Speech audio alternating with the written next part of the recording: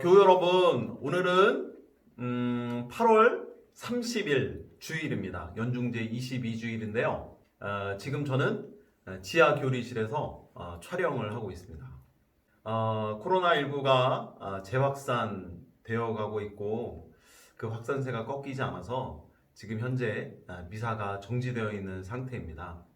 주일이지만 또 주일을 제대로 지킬 수 없는 이런 상황이 또 우리에게 또다시 이렇게 찾아와서 참으로 안타깝고 애석합니다. 그래도 우리들을 위해서 주님께서 함께 하시면서 또 지켜주실 것이라는 것을 믿고 또 그러한 믿음의 힘을 입어서 지금도 열심히 살아가고 계실 교우들을 생각하면서 또 저랑 수혜님들이 여러분들을 위해서 기도하면서 이 주일을 이렇게 지내고 있습니다. 그리고 주일 오후 시간 여러분들이 또 언젠가 들으시게 될 이 교리를 또 여러분들을 위해서 지금 또 제작하고 있는데요. 아무튼 힘내시고 용기 잃지 마시고 이 어려운 시간들 함께 기도하는 마음으로 잘 이렇게 극복해 나갈 수 있도록 했으면 좋겠습니다. 오늘은 또 비가 내리고 있습니다. 소나기가 쏟아지면서 또 우중충한 날씨가 이제 계속되고 있는데 곧 비도 그치고 또 쨍쨍 해도 쬐면서 좋은 날이 찾아오겠죠. 그 좋은 날을 기대하고 희망하면서 용기를 정말 내고 오늘 또 이 주일에 지금 어딘가에서 또 열심히 살아가고 계실 우리 교우들 생각하면서 지금부터 제 8과 구세주 예수 그리스도에 대한 교리 수업을 좀 진행해 보도록 하겠습니다. 예수님, 네, 오늘은 제 6과 예수는 누구인가 라는 주제로 교리 수업을 진행하도록 하겠습니다. 먼저 시작기도 주님의 기도 함께 하겠습니다. 성부와 성자와 성령의 이름으로. 하늘에 계신 우리 아버지, 아버지의 이름이 거룩히 빛나시며 아버지의 나라가 오시며 아버지의 뜻이 하늘에서와 같이 땅에서도 이루어지소서. 오늘 저희에게 일용할 양식을 주시고 저희에게 잘못한 일을 저희가 용서하오니 저희 죄를 용서하시고 저희를 유혹에 빠지지 않게 하시고 악에서 구하소서. 아멘. 성부와 성자와 성령의 이름으로 아멘. 네, 드디어 우리는 오늘 예수님은 누구이신가에 대해서 함께 공부를 해보게 되었습니다. 예수님은 하느님의 아들이시죠. 우리 모두를 구원하기 위해서 하늘나라에서 나를 만나러 오신 분, 하느님이셨지만 사람이 되어서 우리 안에 오셨고 그렇게 사람이 되어 오셔서 나와 함께 살아가시고 나와 모든 시간을 지금도 함께 하시는 분, 그분이 바로 예수 그리스도이십니다. 오늘은 그분에 대한 이해를 좀 넓혀보면서 예수님은 어떠한 분이신지 우리 함께 학습해 보도록 하겠습니다.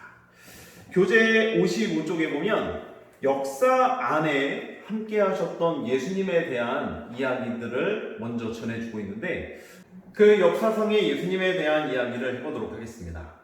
예수님에 대한 그 이야기를 할 때 우리는 먼저 이 시기 구분을 좀 해봤으면 좋겠는데 여러분들 들어보셨을 거예요. 기원 전과 기원 후가 있죠. 그죠? 바로 그 요 경계가 되는 이 시점을 통해서 이 전에는 기원 전, 이 다음에 기원 후 이렇게 이야기하는데 오늘날은 기원 후 2020년이 된 거죠. 그렇죠? 바로 이 기점, 기원의 전과 후를 나누는 바로 이 기점에 어떠한 사건이 있었냐면 역사적으로 이것은 바로 예수님의 탄생이라고 하는 놀라운 역사의 기록이 있죠. 예수님이 그래서 탄생하시기 전의 시간을 우리는 기원 전이라고 하고 예수님 탄생하신 후의 시간을 기원 후라고 이야기합니다.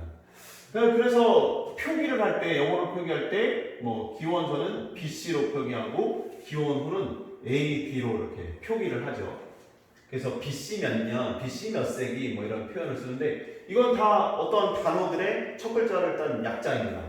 BC는 뭐냐면, 영어로 Before Christ 라는 말의 첫 알파벳을 따서 BC가 된 거예요. 해석하면 이런 거죠. 그리스도 전이라는 뜻이에요. 그러니까 예수 그리스도께 탄생하시기 전의 시기를 우리는 기원 전이라고 합니다. AD는 뭐냐면 이건 라틴어에서 온 단어입니다. 안노 도미니라는 두 단어의 첫 글자를 따서 AD가 된 거예요. 무슨 뜻이냐면 도미니 하면 주님이거든요. 즉 예수 그리스도를 우리 주님이라고 부르죠. 그래서 주님의 안노는 시간 혹은 때 이런 뜻을 지니고 있는 단어예요. 그래서 주님의 시간, 주님께서 함께 하시는 때 이러한 것을 바로 이제 우리는 안노 도미니, 그래서 AD라고 하죠. 그 주님께서 함께 하시는, 주님께서 살아가시는 그러한 때를 그래서 우리는 기원후다 이렇게 이야기를 합니다. 이렇게 기원 전과 기원 후를 나누는 어떤 기점이 예수 그리스도의 탄생이라고 한다면 그만큼 예수님은 역사상에 실존했던 분이고 우리들 삶 속에 그만큼 굉장히 커다란 영향을 미친, 그래서 예수 그리스도를 알고 있거나 모르고 있거나 혹은 예수 그리스도를 믿는 자이거나 그렇지 않은 자이거나 예수님의 탄생은 우리 모든 사람들이, 모든 인류가 살아가는 시간의 흐름에 늘 함께 하셨다라는 것을 분명히 여기서 보여주고 있죠. 그만큼 예수님은 역사상 실존 인물이었고 우리들이 살아가는 이 시간과 시대와 모든 공간 안에 함께 하셨고 지금도 함께 하시며 앞으로도 함께 하실 분이라는 것을 이러한 것만 보더라도 우리는 알 수가 있죠. 예수님께서는 지금으로부터 2000년 전에 팔레스티나에서 태어나시고 또 거기서 자라시고 살아가셨던 분이신데 이분은 우리가 뭐 뒷부분에 이제 또 하느님에 대한 이해를 할 때 거기서 공부할 때 또 나오겠지만 예수님은 그렇게 하느님의 아들로서 이 세상에 나셨고 우리와 함께 하셨던 구세주이시라는 것을 역사상의 많은 이야기들이 바로 예수 그리스도를 그렇게 증언하고 있습니다. 예수님은 이렇게 탄생을 하셨죠. 예수님의 탄생에 대해서 먼저 말씀을 드리자면 예수님은 어느 추운 겨울날 베들레헴의 한 마구간에서 태어나신 것으로 우리도 알고 있습니다. 그때 당시 어떤 일이 있었냐면 가브리엘 천사가 나자렛이라는 곳에 살고 있었던 마리아에게 찾아가서 그런 이야기를 합니다. 너가 잉태를 할 것이다. 아이를 갖게 될 것인데 성령으로 말미암아 잉태하게 될 것이라고 하는 그 놀라운 소식을 전하죠. 그때 당시 마리아는 천사의 예고를 듣고 처음에는 당황하죠. 저는 아직 남자를 알지 못하는데 어떻게 제가 아이를 가질 수 있겠습니까? 그때 주님의 천사는 마리아에게 그런 얘기를 전합니다. 너의 태중에 잉태될 아이는 성령으로 말미암은 것이니 그 주님의 뜻을 잘 받아들일 수 있도록 하여라. 준비하라 말씀하시죠. 그때 마리아는 이 몸은 주님의 종입니다. 그대로 저에게 이루어지길 바랍니다 하면서 하느님의 뜻을 수락하셨고 결국 그래하여 하느님을 낳으시게 된 예수 그리스도의 어머니가 되시게 되죠. 그때 그 마리아의 꿈에 나타난 천사의 이름을 우리는 가브리엘이라고, 가브리엘 천사, 대천사라고 다 알고 있죠. 마리아에게 그 놀라운 소식을 전한 가브리엘 천사는 그 즈음에 또한 요셉을 찾아갑니다. 이 요셉은 마리아와 약혼한 남자였는데 굉장히 의롭게 살았던 사람이고 정직하고 성실한 인물이었던 것 같아요. 그런데 이 요셉에게도 뜻밖의 소식이 전해집니다. 마리아가 잉태했음을 요셉도 알게 되죠. 그런데 그 잉태가 자신으로 말미암은 것이 아니라 어떤 다른 경로에 의하여 다른 방식으로 잉태라는 것을 알게 된 요셉은 남모르게 마리아와 이렇게 파혼하기로 작정을 하죠.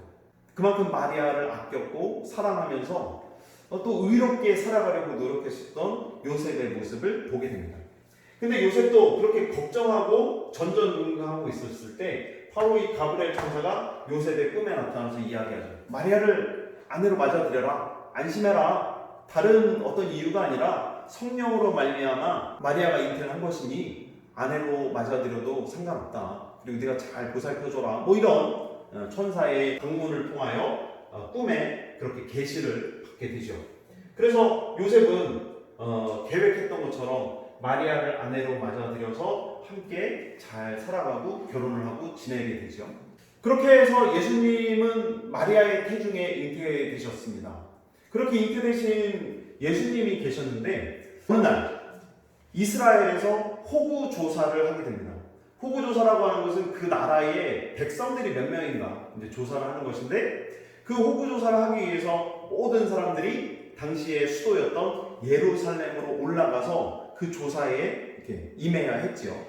예루살렘으로 가는 동안에 공교롭게도 성모님은 드디어 산딸이 되어서 예수님을 낳아야 하는 그런 때가 됐습니다. 그 만삭의 마리아가 이제 예루살렘을 향해 가는데, 그렇지만 호구조사로 인해서 이 예루살렘에는 수많은 사람들이 모였을 것이고, 그래서 요셉과 마리아가 머물 수 있는 어떤 장소는 그 어디에도 없었습니다. 문을 두드리고 우리 아내가 아이를 낳으려고 하는데 좀 쉬었다 가도 되겠습니까? 하지만 다 방이 없다고, 빈 방이 없다고 이야기하고, 그렇게 해서 마리아는 어디서 아이를 낳아야 되는가 막 그러고 있는데, 마침 누군가가 그러죠. 우리 여기 마곡간이라도 있는데 여기에라도 좀 머물 수 있으면, 머물려고 한다면 하라, 이렇게 얘기를 하고, 그 마곡간에서 드디어 마리아께서는 출산을 하시게 되죠. 요셉과 마리아가 예루살렘으로 향하는 그 안에서 예수님을 출산한 곳이 바로 이 베들레헴이라고 하는 곳이죠. 베들레헴에서 예수님은 탄생하셨는데, 예수님이 처음으로 누우신 그 요람은 우리처럼 이렇게 푹신푹신하고 포근한, 또 따뜻한 그런 곳이 아니라, 예수님은 정말 추운 날 그 냄새나는 마곡간에서 그 말과 양과 소들이 늘 이렇게 밥을 얻어먹는 그 말 밥통인 바로 그 구유에서 예수님은 첫날 밤을 주무시면서 지내셨겠죠. 예수님은 이렇게 우리들이 사는 세상에 정말 가진 것 없이 정말 고생하면서 우리들을 위하여 그렇게 세상에 오신 하느님의 아들로서 이 세상에 탄생하시게 됩니다. 그런데 여기서 참 재미있는 사실이 뭐냐면, 굉장히 의미 있는 사실이 뭐냐면, 이 베들레헴이라는 말은 빵집이라는 뜻을 지니고 있는 거예요. 베들레헴이라는 그 동네 자체가 이 빵집이에요. 우리는 이제 이미 알고 있는 부분이지만, 예수님은 우리 모두의 영적인 양식이 되신 생명의 빵이 되어 오신 분이죠.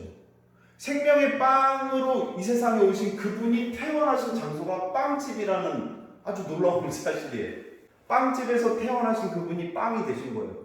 너무 신비롭고 굉장히 의미심장한 말이 아닐 수가 없죠. 결국 스스로 빵이 되신 그분이 결국 나중에는 죽임을 당하시고 우리 모두를 먹여 살리기 위해서 스스로 우리의 양식이 되어오셨다는 것은 그분의 탄생 시작부터 굉장히 놀라운 신비로 우리에게 전해지고 있습니다.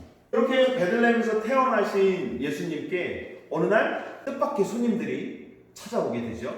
그들은 동방박사들로 알려져 있는 3명의 학자들인데, 동쪽으로부터 어떤 휘황찬란하게 떠오르는 별 하나의 인도를 받아서 이 팔레스티나 지방까지 찾아오게 됩니다. 이들은 예수님이 어디에서 태어나신지 처음엔 알지 못했지만, 별의 인도를 따라가면 약속된 구세주 메시아를 만나게 될 것이라는 확신이 있었죠. 그래서 별의 인도를 따라서 그 먼 길을 걸어서 예수님을 만나러 옵니다. 이때 이 동방에서 온 3명의 박사들이 예수님께 먼저 찾아가기에 앞서서 당시의 황제였던 헤로데에게 먼저 찾아갑니다. 그래서 이러이러한 분이 어디에서 태어나는지 알려주셨으면 좋겠습니다. 이렇게 하자 헤로데는 여러 학자들을 불러서, 자기 신하들을 불러서 그 메시아가 태어날 장소가 어디인지 이제 알아내게 되죠. 그래서 이제 박사들에게 알려줘요. 그렇게 해서 박사들은 또다시 길을 떠나서 마침내 예수님을 만나게 됩니다. 근데 바로 그러한 때에 헤로데는 나쁜 생각을 품게 되죠. 자기 뒤에 새로운 임금으로 등극할 누군가가 태어났다는 소식을 듣고 헤로데는 굉장히 걱정을 하고 그때부터 정말 전전긍긍하게 되죠. 그래서 헤로데는 나쁜 생각을 품습니다. 그런데 예수님에게 도착한 동방의 박사들은 예수님을 잘 만나서 그분께 경배를 드리면서 황금과 유향과 모략이라고 하는 큰 선물을 예수님께 이렇게 바쳐드리죠. 황금은 예수님께서 임금이시라는 뜻이에요. 이 번쩍번쩍 빛나는 금은 왕권을 상징하기 때문에 예수님이 그만큼 세상을 다스리고 통치하실 진정한 우리들의 왕, 만왕의 왕이시라는 것을 그 선물을 통해서 드러냅니다. 모략은 죽은 자의, 망자의 시신이 부패하지 않도록 망자의 시신에 바르는 약으로도 전해지고 있는데요. 이 모략을 예수님께 선물로 바쳤다라고 하는 것은 예수님께서 생명의 주관자이심을, 영원한 생명이 바로 예수 그리스도께 있음을 상징적으로 나타냅니다. 끝으로 이 유향은 우리가 미사 때마다 이렇게 분향을 할 때 이 향을 치게 되는데, 그 향을 생각하시면 좋습니다. 그만큼 이 향은 제사 때 사용되는 것이고, 그 제사 때 하느님께 이 바쳐지는 그 유향 연기가 하느님께 이렇게 닿을 수 있도록 하는 것이니만큼, 그 유향을 예수님께 선물했다고 하는 것은 예수님께서 제사장이시라는 것을 나타내요. 하느님 아버지께 바쳐질 제물로서 그렇게 우리를 대신해서 하느님께 빌어주시고 기도해 주실 분이 바로 예수님이시다. 결국 예수님은 왕이시고 생명의 주관자이시며, 그리고 우리들을 대신해서 하느님께 참다운 제사를 지내주는 제사장이시라는 이런 의미를 지니고 있는 황금과 모략과 유향을 예수님께 선물로 바치죠. 그렇게 예수님을 만났던 동방의 박사들에게 또 주님의 천사가 나타나서 꿈에 지시를 내립니다. 헤로데에게 돌아가지 말고 각자 다른 길로 해서 너희들 고향에 돌아가라, 이런 얘기를 전하죠. 결국 그렇게 자기네 고장으로 돌아간 동방 박사들의 이야기를 전해 들은 헤로데는 정말 화가 나서, 그리고 박사들에게 속은 것을 알고 그때 자기가 먹었던 그 나쁜 생각을 실행에 옮기게 되죠. 결국 헤로데 대왕은 성경이 전해주는 바에 의하면 2살 이하의 남자아이들을 몰살시켜버리는 아주 크나큰 만행을 저지르게 되죠. 그러한 소식이 바로 요셉과 마리아에게도 전달이 됩니다. 그래서 예수님은 그 화를 면하실 수가 있었고, 그때 천사는 요셉의 꿈에 나타나서 아이와 아이 어머니를 데리고 피신하여서 이집트로 가서 좀 지내라 라고 이렇게 명령을 하죠. 그래서 이집트로 피신을 간 요셉과 마리아 그리고 예수님은 헤로데가 죽을 때까지 이집트에서 지냅니다. 그리고 한참 시간이 지났을 때 다시 꿈에 천사가 나타나서 헤로데가 죽었으니 이제 고장으로 돌아가서 거기에서 지내려고 하죠. 그래서 이집트로 피신 갔던 요셉과 마리아 예수님은 신앙생활을 끝나고 이제 처음에 이 고장이었던 나자렛으로 돌아가서 성가정을 이루고 그렇게 살아가시게 됩니다. 예수님의 유년 시절은 이렇게 시작부터 굉장히 험난했죠. 추운 날, 어디 머물 곳도 없었고, 그렇다고 편안하게 출산할 수 있는 그런 안락한 곳도 마련되어 있지 않은 그곳에서 그렇게 사람들의 홀대를 받고 사람들에게 이렇게 여지, 공간을 마련됨도 없이 그렇게 어렵게 태어나셨는데, 또 태어나시자마자 그렇게 이집트로 피난도 가셔야 했고 하는 그런 어떤 방랑자와도 같은 그런 어떤 삶을 사셨던 그 예수님의 모습을 우리는 좀 먼저 기억할 필요가 있습니다. 근데 그분은 앞서 설명드린 것처럼 빵집에서 태어나신, 그래서 진정 우리의 생명의 양식이 되신 그런 분이시고, 또 우리와 별반 차이 없이 하느님이셨지만 정말 모든 영광과 흠숭을 받으셔야 되는 분이지만, 우리 모든 사람들과 같이 어렵게 태어나시고 어렵게 시작하셨고, 또 우리의 고통과 아픔을 미리 경험하시고 손수 체험하시면서 그렇게 우리 모든 사람들을 껴안고 사랑해 줄 수 있는 어떤 그 마음의 준비를, 또 그러한 삶을 처음부터 시작하셨다라는 것에 예수님의 어떤 모습이 담겨 있죠. 그것이 바로 예수 그리스도를 통해서 드러난 하느님 아버지의 지극한 사랑이라는 것을 우리는 기억해야 되겠죠. 이렇게 예수님과 또 요셉과 마리아는 나자렛으로 돌아가서 이제 생활을 하게 되는데, 이 나자렛에서 예수님께서 지내신 시간을 어림잡아 30년 정도로 이렇게 잡고 있습니다. 30년 정도 동안 예수님은 나자렛에서 아버지 요셉의 일을 도와가면서 목수로서 이렇게 생활하시고, 어머니 마리아에게서 율법과 성경과 기타 삶의 많은 것들을 교육받으시면서 그렇게 살아가시게 되지요. 그리고 드디어 30년 정도의 시간이 흘렀을 때 예수님은 크나큰 일을 행하시려 세상에 나오시게 됩니다. 그때부터 예수님의 생활을 가리켜서 우리는 공생활이라 말합니다.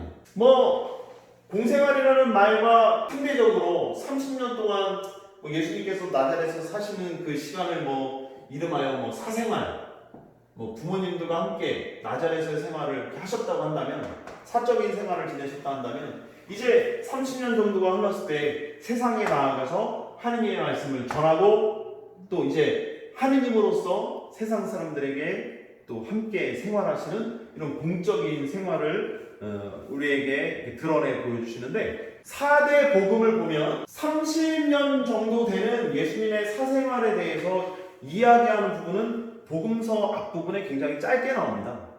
탄생이라든지 그 동방박사들의 방문, 천사의 인도를 따라서 이집트로 피신을 가고 다시 나자렛으로 돌아와서 유년 시절을 지낸 이야기들은 굉장히 짧은 분량이죠. 그런데 4대 복음의 정말 많은 부분, 대부분을 차지하는 내용들은 바로 이 공생활 기간에 있었던 이야기들을 우리에게 전해주고 있어요.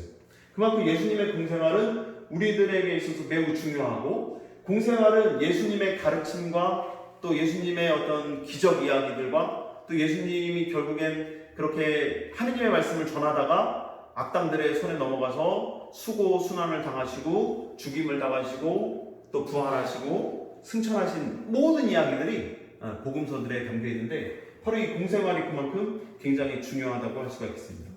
예수님의 공생활은 무엇부터 시작하는가가 56페이지에 나오겠죠. 예수님도 우리처럼 세례를 받고 생활을 시작하시게 돼요. 우리 신앙인들도 처음에 세례를 받아야 신자로서 공적인 생활을 시작하는 거잖아요. 그런 것처럼 예수님도 세례를 받으셔요. 근데 참 놀라운 사실은 예수님이 세례를 받을 필요가 있었을까요?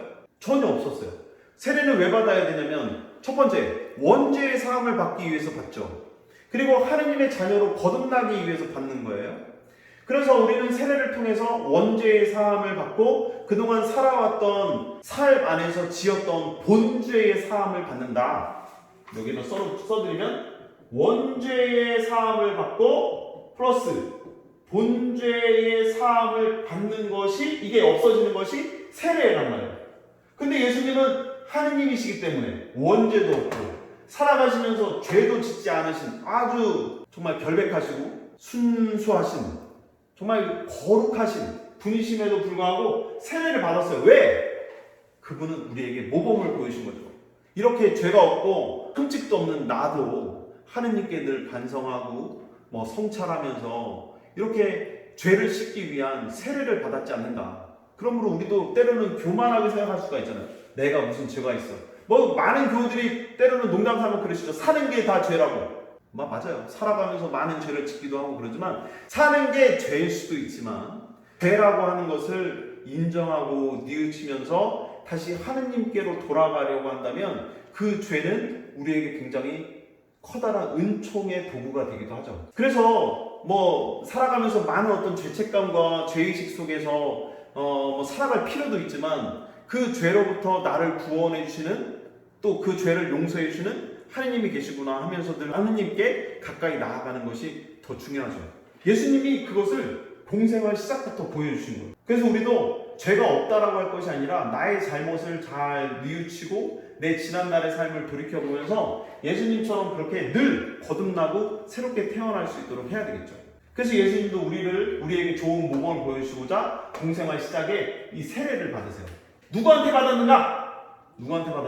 여러분 알다시피 요르단강에 나타나서 많은 사람들에게 세례를 받고 죄의 용서를 받아라라고 외쳤던 세례자 요한에게 갔죠. 그래서 어느 날 예수님께서 세례자 요한을 찾아가서 세례를 받으십니다. 요르단강에서 세례를 받으신 예수님은 그때부터 공생활을 시작하시게 되는데, 공생활 처음부터 순탄치 않은 하나의 일을 겪으시게 되는데, 그것은 바로 무엇이냐면 공생활을 준비하면서 예수님께서 지내셨던 40일간의 단식의 기간이 있었죠. 40일 동안 광야에서 홀로 지내시면서 극기하시고 단식하시고 그러면서 기도하시면서 하느님 아버지의 뜻을 드디어 만방에 전하실 준비를 하죠. 이때 복음이 전해주는 바에 의하면 이 단식의 기간이 끝났을 때 마귀로부터 엄청난 유혹 세 가지를 받잖아요. 첫 번째 유혹은 돌더러 빵이 돼보라고 해라. 너 배고프지 않냐?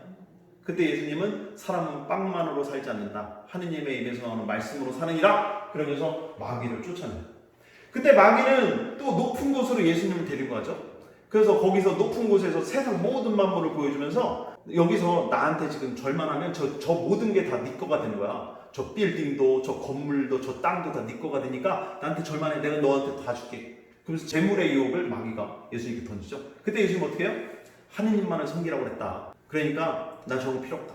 그러면서 두 번째 유혹을 과감하게 물리치시죠. 세 번째, 예수님에게 마귀가 그럽니다.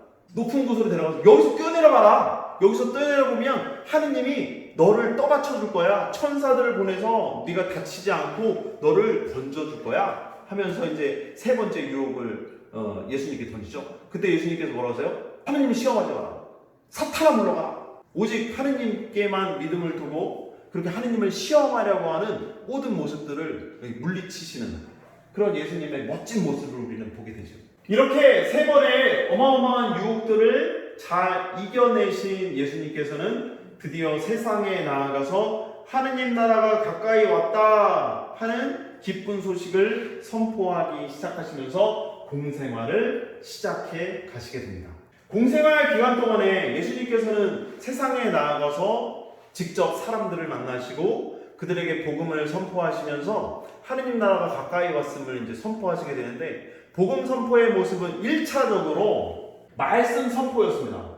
말씀 선포. 하느님의 말씀이 담겨있는 성경을 통하여 그 말씀의 뜻을 전해주시고 하느님 아버지의 뜻을 사람들에게 알려주셨던 말씀의 선포를 가장 많이 하셨고요. 두 번째 뭐냐면 사람들 사이에 가셔서 많은 기적들을 행하시죠. 기적들을 행하시는. 이 기적들에는 여러분들 알다시피 굉장히 유명한 기적들이 많죠. 첫 번째 기적은 카나에서의 혼인잔치. 카나의 혼인잔치에서 물을 포도주로 바꾸시는 놀라운 기적을 행하시는데, 그 기적을 시작으로 여러 병자들을 고쳐주시고 그래서 치유하시는 그런 기적들, 심지어 죽은 이들까지도 살려내시는 그런 기적들을 행하시게 되고, 굉장히 유명한 기적인데 빵 5개와 물고기 2마리로 장정만도, 남자만도 5,000명이나 되는 수많은 사람들을 먹이신 기적. 이런 모든 것들이 예수님의 공생활 안에 있었던 기적들이라고 할 수가 있죠. 또 세 번째는 그렇게 하면서 천국에 대한 가르침을 주신 것이 예수님의 공생활 안에서 또 주목해 볼 만한 일입니다. 천국에 대한 가르침, 즉 하느님 나라의 가르침이에요. 하느님 나라의 가르침은 겨자씨의 비유라든지 밭에 묻힌 보물의 비유라든지 또 그물의 비유라든지 수많은 비유들을 통해서 이제 예수님은 천국, 즉 하느님 나라에 대한 가르침을 선포해 주시는데, 예수님의 공생활 기간에 있어서 이 가르침은 굉장히 중요한 핵심 사항으로 이렇게 손꼽히죠. 성경을 통해서 말씀을 전하시고 그렇게 기적들을 행하시면서 많은 사람들에게 가르침도 주시고 굉장히 큰 은총의 선물을 내려주신 예수님은 하느님 나라에 대해서도 이렇게 가르쳐 주시면서 우리들 삶 속에 아주 깊이 들어오시죠. 끝으로 한 가지 여기 예수님의 공생활에서 기억해 볼 문제는 뭐냐면, 예수님을 박해하고 반대했던 자들과의 어떤 논쟁에, 그래서 그들을 일깨워 주려고 하는, 그들을 회개시키려고 하는 노력, 이것이 예수님의 공생활의 또 한 부분을 차지합니다. 예수님 시대에는 이러한 인식들이 팽배해 있었는데, 하느님의 축복을 받은 자들과 하느님께로부터 죄를 지어서 저주를 받은 자들이라는 인식을 갖게 하는 이 어떤 양갈래의 부류의 사람들이 있었어요.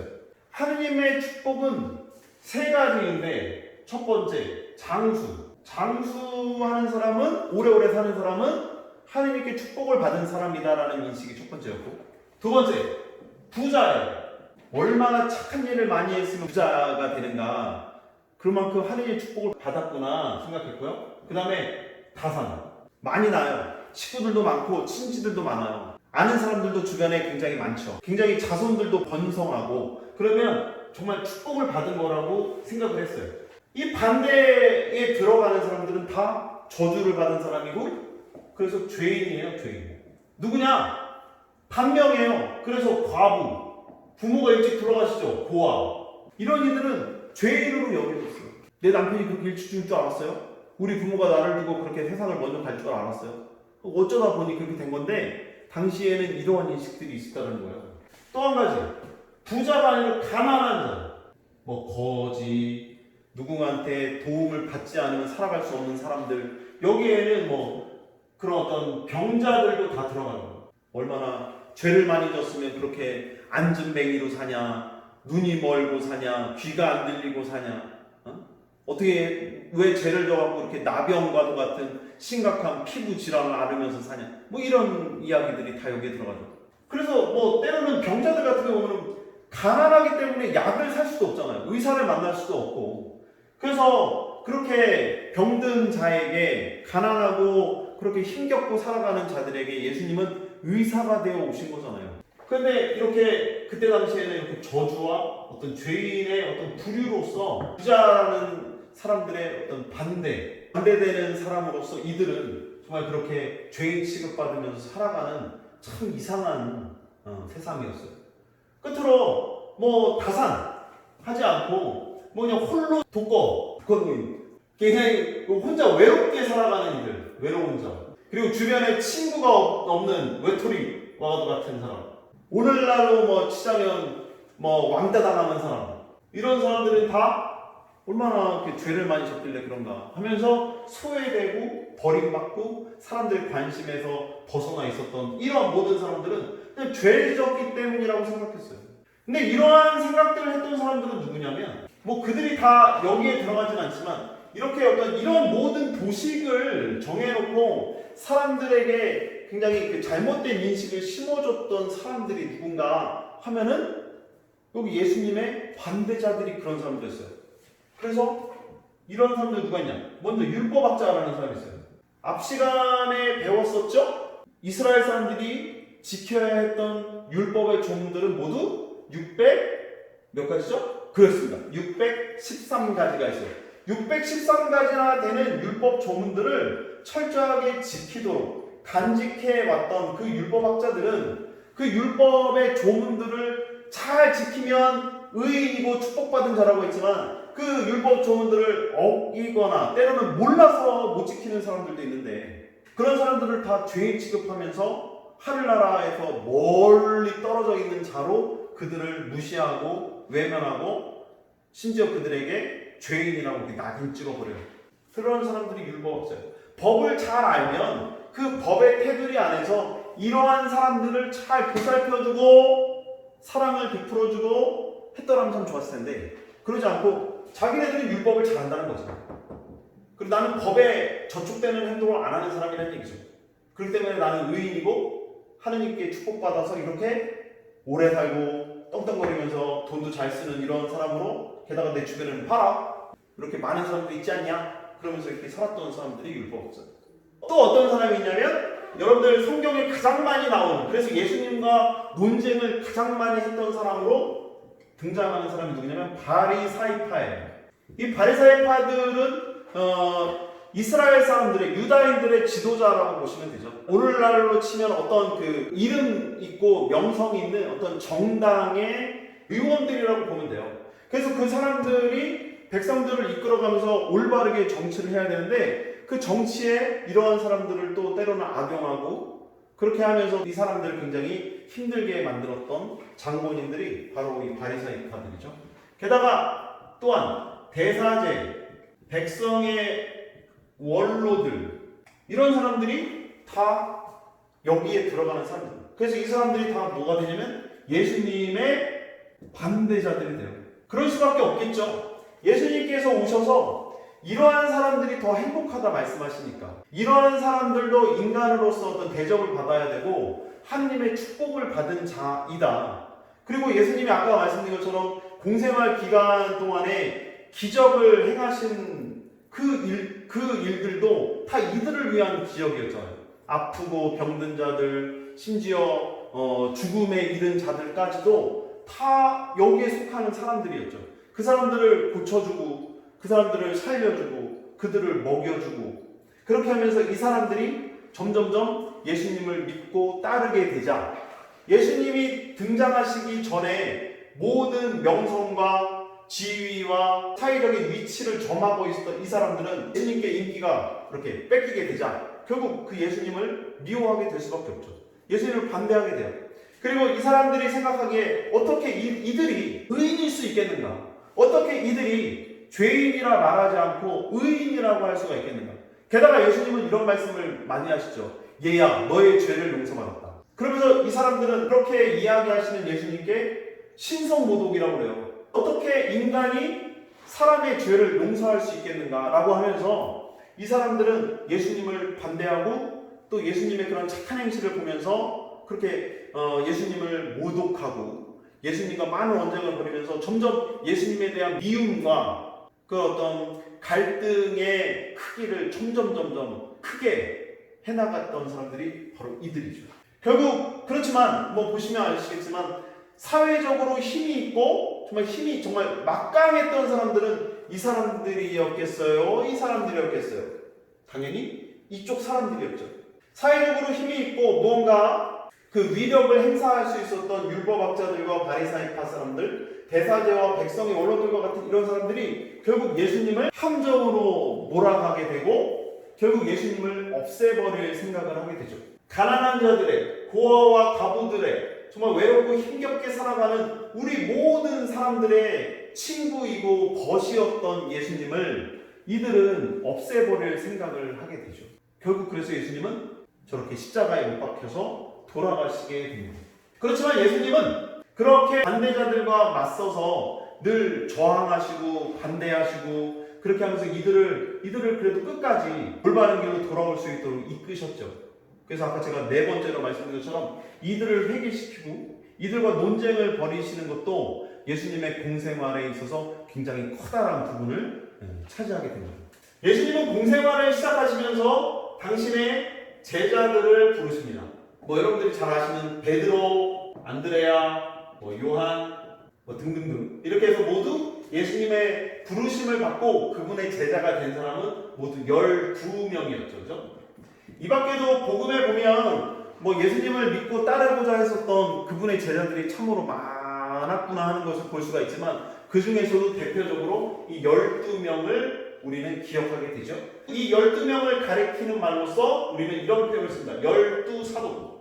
그래서 예수님의 제자로서 하느님의 말씀을 예수님과 함께 전하기 위해서 애썼던 그 12명을 우리는 복음을 통해서 이렇게 만나게 되는데 이 12명의 사도들 혹은 예수님의 12제자들은 예수님의 협력자로서 함께 하면서 예수님이 하느님 나라의 기쁜 소식을 전하고 또 복음을 선포하시면서 공생활을 하실 때 늘 동행하고 함께했던 예수님의 정말 진정한 협력자들이시죠. 이렇게 예수님의 제자들도 있었고 또 예수님을 믿고 따랐던 수많은 사람들이 있었지만 결국 예수님은 이 반대자들의 손에 넘어가셔서 결국 십자가를 짊어지고 십자가형에 처하셔서 골고타라고 하는 곳에서 이제 돌아가시게 됩니다. 이때 이 예수님의 반대자들이 예수님을 죽음으로 내모은 이들이 예수님께 죄의 명을 씌우게 되는데 예수님은 이러한 죄를 졌다라는 거예요. 첫 번째, 신성모독.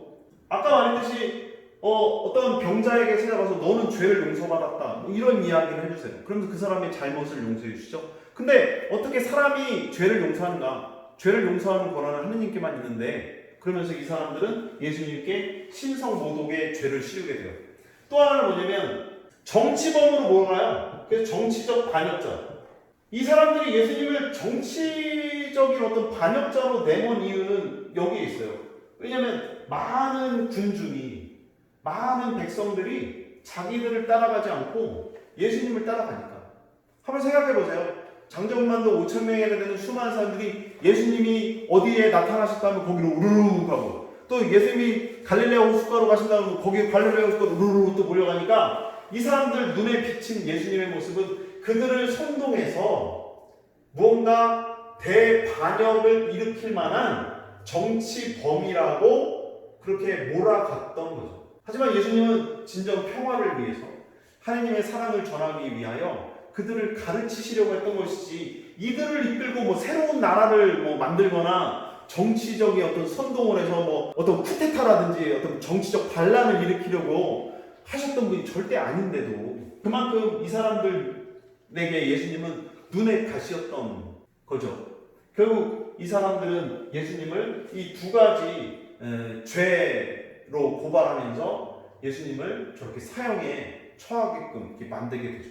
그래서 예수님은 이렇게 12사도들과 함께 세상에 나아가서 복음을 선포하시고 가난하고 불쌍한 이들의 어려운 처지를 다 어루만져 주셨지만 결국 이 반대자들의 손에 넘어가서 결국 돌아가시게 됩니다. 그때가 바로 우리가 통상적으로 알고 있듯이 예수님이 33살 되셨을 때, 그래서 예수님의 인생은 33년밖에 되지 않는 아주 짧은 정말 젊고 건강하시고 정말 세상에 나아가 정말 꽃을 피워도 한참 피우실 그런 나이인데 안타깝게도 이때 세상을 떠나시게 되더라라는 거죠. 결국 예수님은 이제 돌아가시게 되는데 돌아가시기 전날 밤의 이야기들을 여러분들은 잘 아실 거예요. 예수님께서 돌아가실 날이 됐었을 때 예수님은 제자들과 함께 파스카 만찬을 지내시게 되죠. 예수님께서 생각해 두신 그 공간에서 그 다락방에서 제자들과 모여서 파스카 만찬을 지내시게 되는데 파스카 만찬을 지내시면서 예수님은 두 가지의 크나큰 일을 하시죠. 첫 번째 하나는 예수님은 당신 제자들에게 이 발을 씻겨줘요. 발을 씻겨주면서 정말 스승이신 그분이 몸을 낮추시고 허리를 구부리셔서 그 제자들의 인체에 있어서 가장 더러운 부분이라고 하는 그 발을 씻어주셨다라는 것. 그만큼 참 스승으로서 참 주님으로서 지극한 자비와 사랑을 제자들에게 드러내 보여주신 겸손하신 예수님의 모습을 우리는 여기에서 발견할 수가 있게 되죠. 두 번째로 뭐냐면 예수님은 이 최후의 만찬, 파스카 만찬 날 바로 성체성사를 제정하셔요. 성체성사를 제정하시게 되는데 빵과 포도주를 통해서 당신의 몸과 피를 약속하신 그 사랑의 성사를 바로 이날 밤 이루시게 되죠. 그래서 빵을 드시고 기도를 하신 다음에 제자들에게 빵을 떼어 나눠주신 다음에 너희는 모두 이것을 받아 먹어라. 너희를 위하여 내어줄 내 몸이다. 그리고 같은 모양으로 잔을 들고 기도하신 다음에 제자들한테 그 잔을 나눠주시죠. 그래서 너희는 모두 받아 마셔라. 너희가 나와 함께 맺는 계약의 잔이라. 그래서 앞으로 그 빵을 먹는 이들, 포도주를 마시는 이들은 그날 밤 그렇게 당신의 모든 것을 내어주신 예수님의 지극한 자비와 사랑을 기억하면서 바로 성체성사의 놀라운 신비 안으로 들어가서 하느님을 만나게 되고 아까 처음에 말씀드린 것처럼 빵집이라는 뜻을 지닌 베들레헴에서 태어나신 그 우리를 위한 빵이 되신 그분과 하나 되는 은총의 시간을 지내게 되죠. 이게 바로 예수님이 돌아가시기 전날 밤에 있었던 일입니다. 근데 그 최후의 만찬이 얼추 끝나가고 마무리될 때쯤 12제자 중에 한 명이었던 그 사람, 즉 유다 이스카리옷이라고 하는 제자가 예수님을 배반하는 사건이 일어납니다. 유다는 평상시에도 돈주머니를 관리하면서 제자단 사이에서 어떤 재정을 관리하고 뭐 오늘날로 말하면 총무 이런 모임에 있어서 어떤 회계 이런 역할을 했던 사람이었던 것 같아요. 그래서 그날도 예수님을 팔아넘기기 위해서 밖으로 나간 이 유다를 제자들은 별 의심 없이 그냥 바라보게 되죠. 근데 유다는 악한 생각을 먹고 바로 이러한 모든 사람들에게 예수님을 은전 30립 30립에 예수님을 팔아넘기게 됩니다. 결국 그래서 예수님은 붙잡히시게 되고 끌려가셔서 사형 언도를 받으시고 밤새도록 매를 맞으시고 그리고 그 사람들의 조롱 섞인 웃음소리를 들어가면서 정말 참다운 임금님으로서 정말 황금으로 된 귀한 보석이 박힌 왕관을 쓰셔도 모자랄 그분이 가시관, 즉 이 면류관을 머리에 쓰시면서 피를 흘리시고 그렇게 다음날 골고타 언덕으로 끌려가셔서 십자가에 못 박혀서 돌아가시게 되죠. 로마 군사들은 예수님께 십자가를 지르고 이 골고타라고 하는 해골터라는 뜻을 지니고 있습니다. 이 해골산, 해골터라고 불리는 곳에서 예수님을 십자가에 못 박아서 이제 돌아가시게끔 하죠. 근데 여러분들 성경이 전해주는 예수님의 순환 사화 중에 참 안타까운 장면들이 많지만 그 가운데 우리 인간들의 배신도 유다 이스카리옷의 배신에 버금가잖아요. 뭐냐면 재판정에서 사람들은 그럽니다. 예수님을 십자가에 못 박으라고 고래고래 소리를 지르죠. 예수님은 풀려나실 수도 있었고 사형을 당하지 않으실 수도 있었지만 군중이 소리를 칩니다. 당시의 황제였던 빌라도가 예수님을 풀어주려고도 마음을 먹었었죠. 그런데 아시다시피 백성들은 그 예수님을 십자가에 못 박고 대신 바라바라고 하는 정치범을 풀어주라고 이야기를 해요. 뭐 그러한 일들이 있죠. 그런 거 보면 예수님을 은전 30회 넘긴 유다 이스카리온만 욕할 게 아니라 내 자신 스스로도 그렇게 예수님의 사랑을 받고 그만큼 예수님의 자비를 받았던 나도 예수님을 부인하고 팔아먹고 심지어 십자가에 못 박으라고 고래고래 소리쳤던 적은 없는가. 우리가 좀 잘 성찰하고 내 자신을 살펴볼 필요가 있죠. 안타깝게도 예수님은 그렇게 세상을 떠나시게 됐죠. 그래서 제자들은 모두 예수님의 죽음을 슬퍼하였고 또 예수님을 끝까지 믿고 따랐던 여인들도 예수님의 발치에 끝까지 머물면서 예수님의 죽음을 애도했죠. 그래서 결국 예수님은 십자가에 못 박혀져서 숨을 거두셨고 그 숨을 거두신 예수님의 그 성실을 정말 거룩한 그 몸을 또 제자들이 잘 내려서 돌무덤에 잘 모시게 됐습니다. 그래서 그날의 그 아픈 이야기들은 끝이 나는 줄 알았죠. 하지만 어떤 일이 벌어졌습니까? 그래요. 돌아가신 지 사흘째 되는 날 아주 놀라운 일이 벌어집니다. 예수님의 무덤에 예수님이 잘 잠들어 계시는가 보러 갔던 마리아 막달레나라고 하는 여인이 있었죠. 이 여인이 예수님의 시신에 향유라도 발라줄 요량으로 예수님이 잠들어 계신 무덤을 찾아갑니다. 그런데 마리아 막달레나가 예수님의 무덤에 갔는데 어떤 일이 벌어졌죠? 그래요. 예수님의 무덤이 텅 비어 있는 거예요. 예수님의 시신은 온데간데 없고 예수님이 없어지신 거죠. 이 놀라운 모습을 보면서 내 주님이 사라지셨음을 그렇게 애통해하고 통곡해하고 있었던 마리아 막달레나에게 천사가 나타나서 알려주죠. 예수님은 부활하셨다. 근데 여러분 잘 알다시피 부활하신 예수님께서 다시 마리아 막달레나에게 당신의 모습을 보여주시죠. 그때 마리아가 처음에는 정원직인 줄 알았는데 그 다음에 이제 선생님이라고 표현을 하고 그 다음에 라뿌님이라고 하면서 스승님이라고 표현하면서 부활하신 예수님을 정말 다시 감격스럽게 만나게 되죠. 예수님은 당신께서 부활하셨다라는 이야기를 가서 제자들한테 알리라고 말씀하십니다. 그래서 마리아 막달레나는 곧장 달려가서 베드로와 요한에게 그리고 다른 제자들에게도 예수님의 부활 소식을 알리게 되었고 그 소식을 들은 베드로와 요한은 서둘러서 예수님의 무덤까지 달려가는 모습들. 그리고 예수님은 그렇게 부활하신 다음에 40일 동안 부활하신 모습으로 제자들에게 나타나셔서 당신의 부활을 알려주시고 사람들에게 그 부활의 기쁜 소식을 또 제자들이 전할 수 있도록 그렇게 가르치시죠.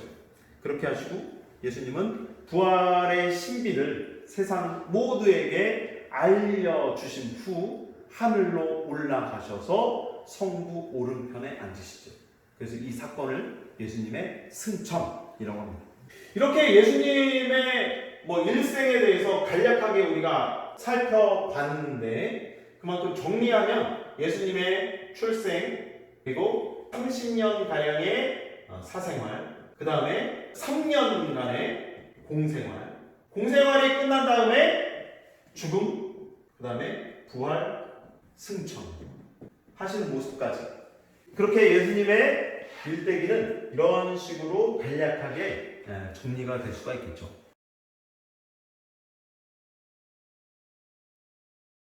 이렇게 일생을 사셨던 예수님은 역사상에 실존하셨던 인물이며 동시에 우리에게 참 하느님으로서 오신 참 하느님이시다라는 것이 우리들의 믿음이 됩니다. 자, 이것으로 오늘은 제6과 예수님은 누구이신가에 대한 학습을 해보았습니다. 우리의 참 하느님이시고 또 우리의 구원자이시고 또 우리를 위해 당신의 모든 것을 아낌없이 내어주신 예수님을 우리도 앞으로 잘 알고 또 믿고 또 그분을 따라갈 수 있는 우리 좋은 신앙인들이 될 수 있도록 노력했으면 좋겠습니다. 또 오늘 배우셨던 거 또 잘 기억해 두시고 또 예수님을 더욱더 사랑하시고 아끼시는 우리 교우들이 되시기를 바라겠습니다. 오늘 수업은 여기까지 하도록 하겠습니다. 마친 기도 영광송 마치겠습니다. 성부와 성자와 성령의 이름으로 아멘. 영광이 성부와 성자와 성령께 처음과 같이 항상 영원히 아멘. 성부와 성자와 성령의 이름으로 아멘. 여러분 오늘도 수고 많이 하셨습니다. 다음 시간에 또 만나요. 감사합니다.